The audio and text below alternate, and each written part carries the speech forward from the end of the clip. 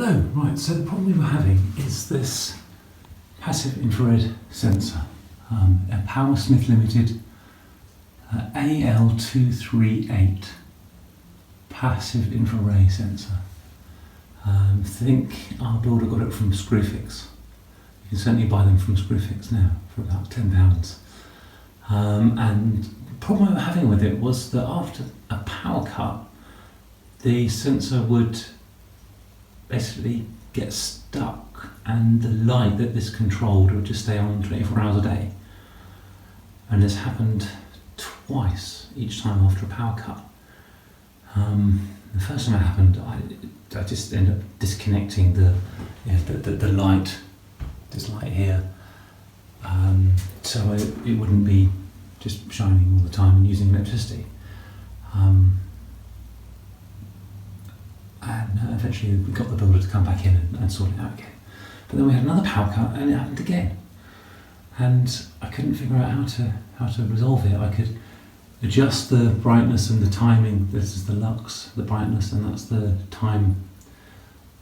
Adjusting those didn't make any difference at all. But I kept having the same problem and I couldn't get it to, and it just stayed on. I don't know when I disconnect the lights again. And eventually I figured out how to do it, so I'm going to show you what I did. Before I do that, I'm just going to put this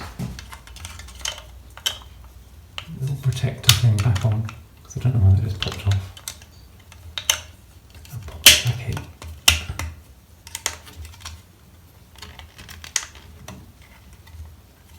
And then push these two arms up.